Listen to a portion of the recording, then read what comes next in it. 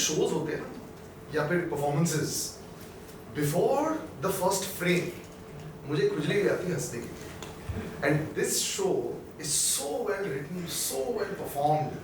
हालांकि at the time of this interview I haven't actually seen part 2 because it's not out yet, but जिस तरह मतलब you know, sometimes you're looking for thrill, sometimes you're looking for slice of life.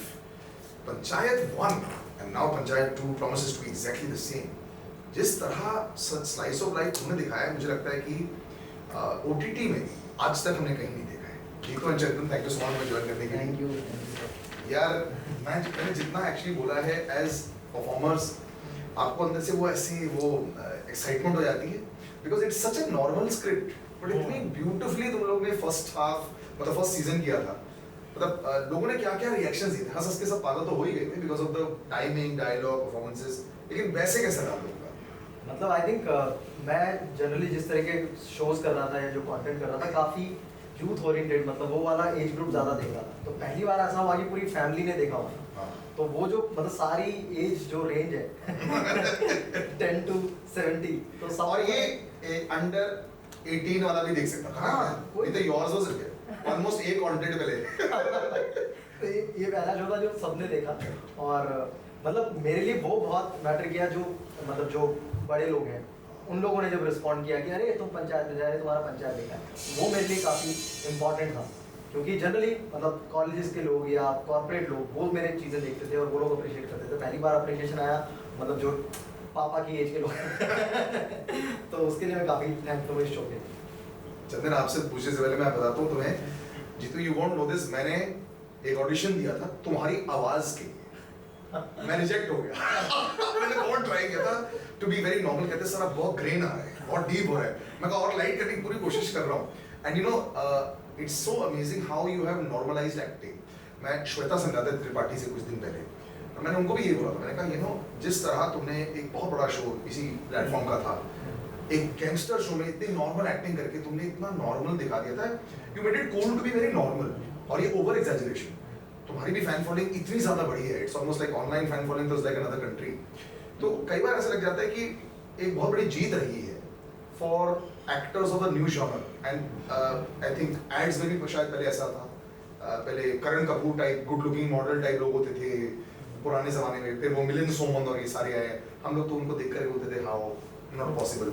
लेकिन अब क्या हो गया, I think the relativity so high कि आप लोग ये बहुत बड़ी जीत है आप सबकी। करेक्ट, मतलब मुझे लगता है कि वो सपोर्ट मिलना बहुत जरूरी है, जो मेकर से और जो क्रिएटर से और जो ट्रस्ट प्रोड्यूसर से मिलता है कि हाँ ठीक है ट्राई करते हैं, थोड़ा ज़्यादा रियल लग रहा है, थोड़ा लग रहा है कि हाँ ऑडियंस पता नहीं कैसे रिएक्ट करेगी, बट अपन करते हैं। तो वो ट्रस्ट बहुत मैटर किया थ्रू आउट द जर्नी।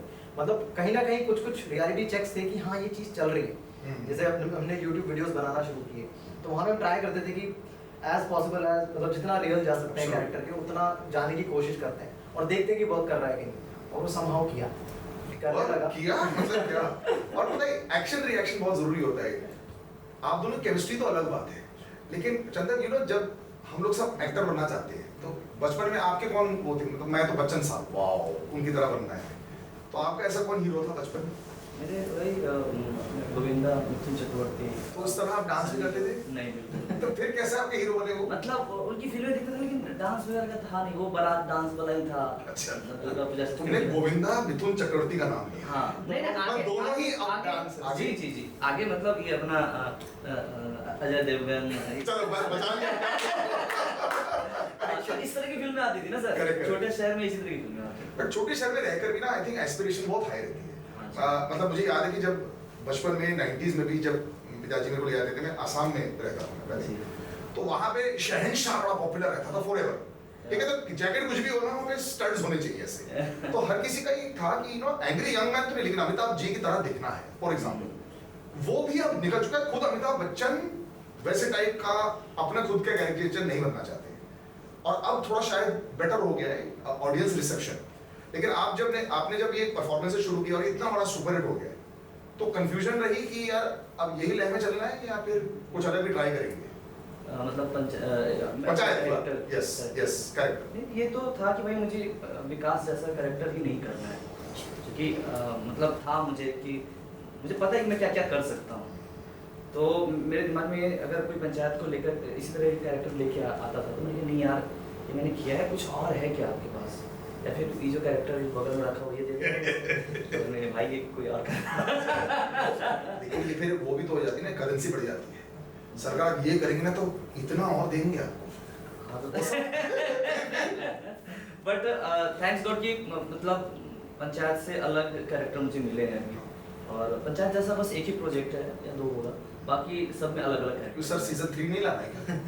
हाँ 3 भी तो आएगा। हाँ जी, हाँ जी। यही प्रोजेक्ट के बहुत और बनते बिल्कुल, रहेंगे। बिल्कुल। जी तो बिलीव है कि मतलब बीच में ऐसे इंटरनेशनल सीरीज में हम देखते हैं 8वां सीजन 9वां सीजन 10वां 12वां और 13 में मतलब कि कैरेक्टर भी काफी चेंज हो रहा होता है फिजिकली। भारत में तुम्हें लगता है कि हम लोग इतने टाइम तक हम देख पाएंगे? बचपन में हम सीरियल को ऐसे देखते थे, सीरियल 12-15 साल चल चुके हैं।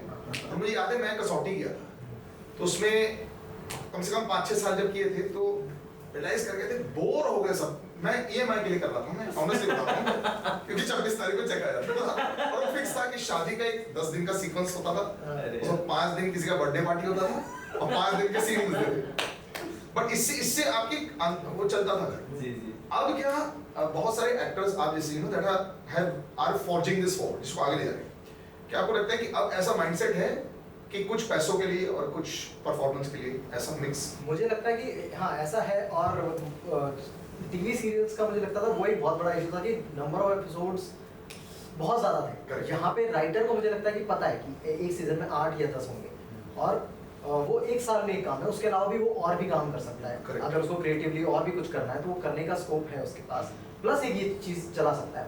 तो अगर उसके पास ये फ्रीडम है तो वो बोर नहीं होगा जब वो दूसरे काम भी कर रहा है, प्लस एक सीजन ये कर रहा है। तो मुझे लगता है कि वो अगर राइटर बोर नहीं हुआ है तो वो नई चीज़ लेके आएगा, वो नई चीज़ लेके आएगा तो एक्टर्स को लगेगा कि हाँ इंटरेस्टिंग चीज़ है, और हमारे लिए भी 8-10 एपिसोड है, 2 महीने का शूटिंग कर लेते हैं, तो हमारी बोर्डम भी नहीं रहेगी। अगर ये नंबर्स बहुत बढ़ जाएंगे एपिसोड्स के, तब शायद हो सकता है कि सब बोर हो जाए और ऑडियंस भी बोर हो जाए।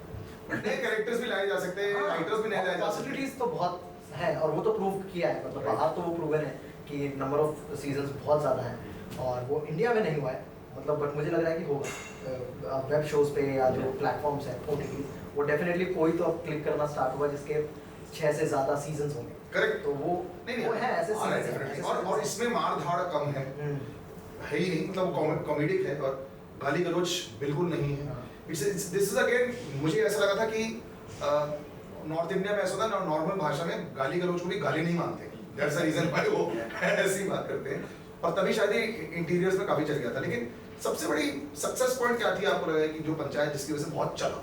जैसे नीना जी ने बोला सलील पार्ट 2 की राइटिंग, तो अगर पहले में तुम हंस के गिर रहे थे, यहाँ तो पहले से गिरना शुरू हो जाओगे, बट आपके लिए क्या था? What was the fun?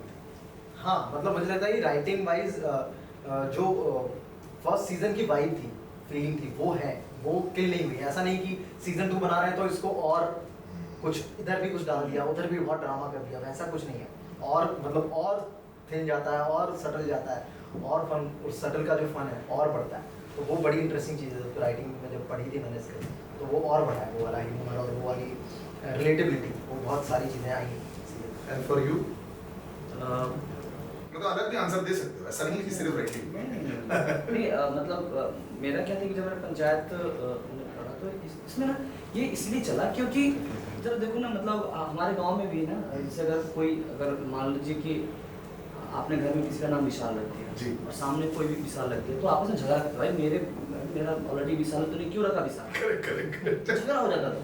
तो ये और ये छोटी छोटी चीजें कि भाई आ रहा हूँ नहीं, इसका नाम ये करो वो करो, और इतनी प्यारी, चाहे वो मिठाई को लेकर के, वो बारात को लेकर के, या 2 बच्चे मीठी, तो हर चीज में इतना जो हम लोग अपने गांव में फील करते हैं, देखते हैं और देखते आ रहे हैं, जब वो हमें शो पे देखते हैं ना, तो अपने आप कुछ नहीं करना है, बस आप ईमानदारी से उसको दिखा दो, पहुंचने की कोशिश करो, पब्लिक खुद आप गांव की बात कर रहे हैं, मेरे बेटे का नाम रे है जी। मेरी दोस्त जो 14 साल से मेरी दोस्त थी, उसने मुझसे बात करनी बंद कर दी, उनके बेटे का भी नाम ये है, कहती है आपने कॉपी किया है। मैं कहा पागल हो गए हो क्या?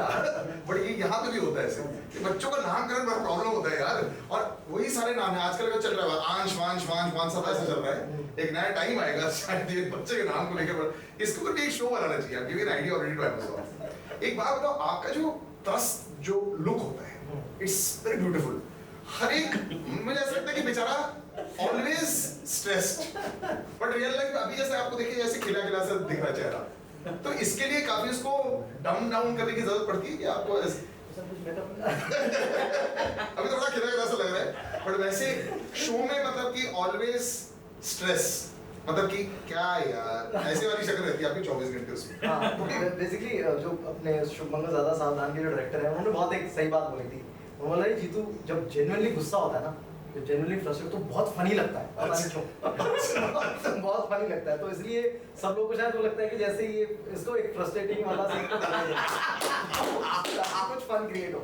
तो इस पे काम करने की जरूरत पड़ती थी या नहीं, जनरल मतलब बहुत सारी सिचुएशन लाइफ में ऐसी रही कि तुम फ्रस्ट्रेट हुए हो हर छोटी छोटी चीज़ से, तो वो अपने आप वो चीज़ें मैं उतारता था कि हाँ वो मैं उस टाइम पे ऑटो वाले से लड़ाई हुई थी तो मैं इसको यहाँ पे रेप्लिकेट करता हूँ। But it's very good. आपका भी ऐसे ही रहता है, मतलब it's a very matter of fact. मुझे लगता है नहीं पहले जो एक जमाना था 80s 90s का, बहुत फिजिकल कॉमेडी होती थी, और यहाँ पे अब इतनी सटल कॉमेडी के साथ इतना अच्छा सिक्स मार देते हैं। ये एक बहुत बदलाव आया है आई थिंक लोगों के अंडरस्टैंडिंग में भी। मुझे याद है जब स्त्री फिल्म आई थी, यू नो स्त्री फिल्म ने भी बहुत ही अंडर प्ले करके खेला था, बाद में थोड़ा सा एक्स्ट्रा किया था, और मैं लखनऊ में बैठा हुआ था और हम पिक्चर देखने गए थे और हम शॉक हो गए थे। यही मेरा मेकअप आर्टिस्ट यहाँ जो बैठा मेरे साथ गया था, उसने कहा कि सर चलते हैं, बोर हो जाएंगे तो आ जाएंगे, वैसे भी 100 रुपए की तो पिक्चर है, and people were loving it. और वहां से भी सिनेमा भारत का काफी चेंज हुआ था। मुझे लगता है कि it did not require bigger biggest, मतलब नॉर्मल में भी हो सकता है। आपको लगता है कि सटल ह्यूमर अब भारत में बहुत इजीली चल रहा है? बिल्कुल। और मुझे लगता है कि यार हम मैं जो करता हूँ वो आमतौर पे गांव में ऐसे ही होता है। हंसाने की जरूरत नहीं कि आप मुंह कान बनाओ, अतरंगी हरकतें करो। रियल लाइफ में हमारे घर में मेरा भाई या बहन कुछ कर दिया, उसमें हंसी आने लगती है। अच्छा। वो मासूमियत के साथ भी हम हंसा सकते हैं, एंटरटेन कर सकते हैं। मतलब हमारे डायरेक्टर सर ने कहा था, राइटर सर ने, कि देख ये थोड़ा सा कॉमिक कैरेक्टर है, बट कहीं कोशिश मत करना हंसाने की। करेक्ट। हमारे सिचुएशन पे लोगों को हंसी आनी चाहिए। तो ये था।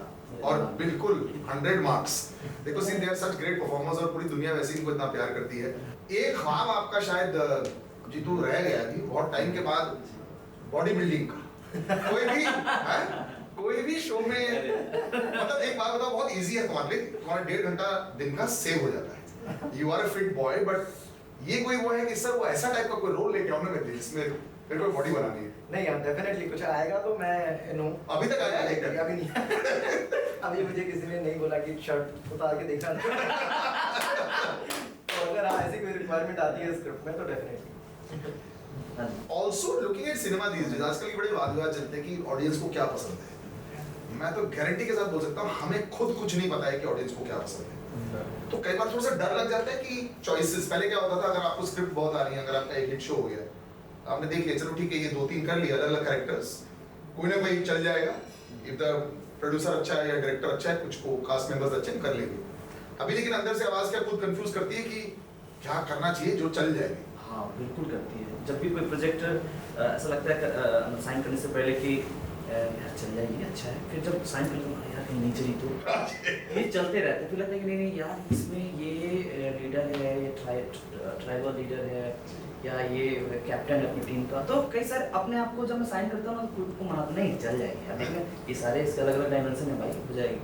तो ये चीज़ें अभी भी ओहा पोह की स्थिति बनी रहती है, क्योंकि कोई इसका फॉर्मूला है नहीं कि ये चीज़ें होंगी तो तुम्हारा कैरेक्टर हिट। इनको तो कुछ पता ही नहीं, सारे सब कुछ सुपर हिट है। नहीं, उसका रीजन ये क्या है, अच्छा बताइए, आपका भी आज ब्लूप्रिंट ले लें। उसका रीजन ये है, जब स्टार्ट किया था YouTube वीडियोस बना के, तो ये था कि चलेगा क्या, कर लो। चलेगा नहीं चलेगा, चल गया। तो वो सारे यही था कि मुझे था कि कोटा फैक्ट्री है, चलो ठीक ठाक रोल है, और मुझे नहीं पता था कि ऐसा चलेगा, या मतलब पंचायत का मुझे था कि स्टोरी अच्छी है, कर लेते हैं, पता नहीं चलेगा नहीं चलेगा। तो सारी चीजें ऐसे ही और जो लेवल तक चला, आर यू शॉक, क्या इतने त्रस्त मर्द और बच्चे हैं हमारी पूरी कंट्री में कि they just connected so much? Do you feel कि ऐसा है? मुझे लगता है कि मतलब पॉपुलेशन बहुत बड़ा रीजन है, और बहुत जो बेरोजगारी है उसकी वजह से सब लोग इतने पढ़े लिखे लोग हर एग्जाम में अपीयर होते हैं, छोटे से लेके बड़े से लेके सारे एग्जाम में अपीयर होता है, और उनको जो जॉब मिल जाए वो लेने के लिए मजबूरन वो लेनी पड़ती है। तो वो फ्रस्ट्रेशन आएगा ही कि सब लोग के अपने पैरामीटर्स होते हैं कि मैंने ये पढ़ाई की है तो मुझे इस तरह की जॉब मिलनी चाहिए। बट वो नहीं मिलती है, तो यू विल फील कि हाँ यार मैं बेटर कर सकता हूँ, मैं यहाँ से निकल सकता हूँ। तो वो फ्रस्ट्रेशन कहीं ना कहीं काम में या आसपास दोस्तों में निकलेगी, तो वो है। और फैमिली का कैसे रिएक्शन रहता है कि बेटा ये भी चल गया, वेरी गुड यार। पहले तो ये बहुत मुश्किल माना जाता है, पहले हमें डराया जाता था Bollywood and this performance, audience Friday को यस कर दे, मंडे को आपको एकदम गिरा दे यूं। तो कैसे हमारे साथ फिल्म भी तुम्हारी चल गई थी भाई, कुछ भी नहीं तुम्हारी रुकती, तो इसे गुड थिंग टच वुड, ऐसा बोलना नहीं चाहिए। कल को ट्रांसलेट तुम मेरे को ढूंढ लोगे। बट फैमिली का ऐसे कैसा वो सिर्फ शॉक रहते, वाओ ये भी ऐसा। फैमिली के रहते ये भी चल गया यार, वापस नहीं आई। इसका तो हम कल भर्ती निकल रही है, उसमें हम एग्जाम दिलाने की सोचे उससे पहले इसका, तो वो है आई थिंक वही चलता रहे। और मैं एक्टिंग करता हूँ। एक्टिंग यार, एक्टिंग तो नॉन स्टॉप करते रहोगे।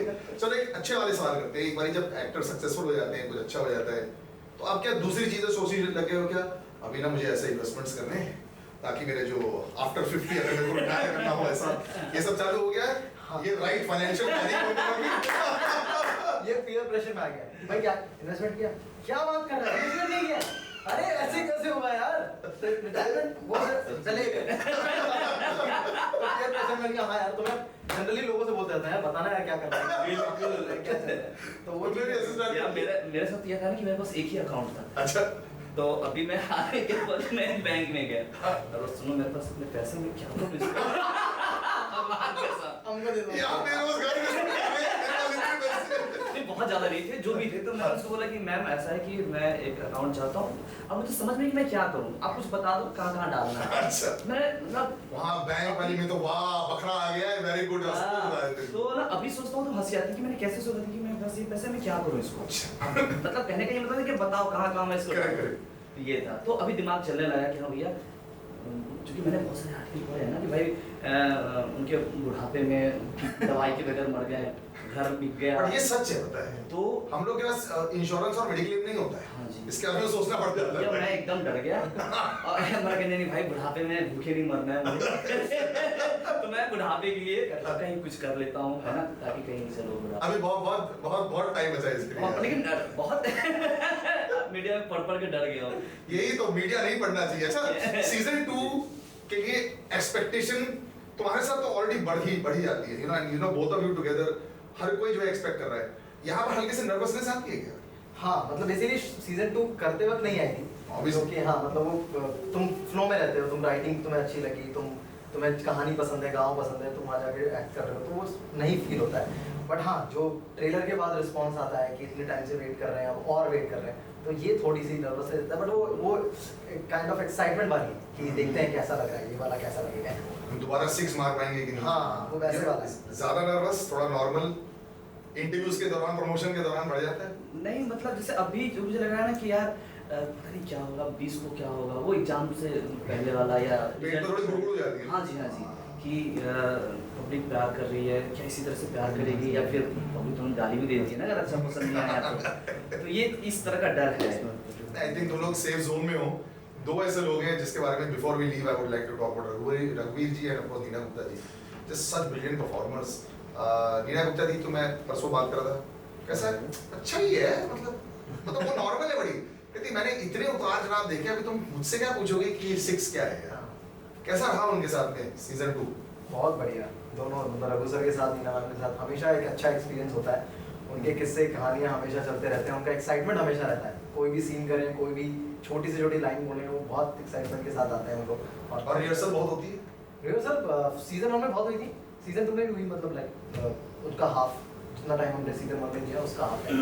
अच्छा, सब ज़्यादा बिजी हो गए। अच्छी बात है guys, I can't wait to see season 2 also. May you have many more seasons. मुझे तो लगता है कि ऑब्वियसली 4-5 तक तो खींच ही लेंगे, उसके बाद तुम लोग अगर शिफ्ट हो जाओ तो बात अलग है, but season 2 it is Panchayat, something to really look forward to. कमाल की राइटिंग तो है ही, जिसने फर्स्ट सीजन देखा वो हंस के पागल हो गया था, कैरेक्टर स्केचेस, कैरेक्टर्स अमेजिंग, और उतने ही ट्रस्ट है सीजन 2 में भी 100% है, और उतने ही तंग भी करेंगे, ट्रस्ट भी ये भी रहेंगे, ऐसे नहीं है कि ये भी नहीं है। I will see you again soon on Star Stop. Take care and bye bye. Thanks so much for joining.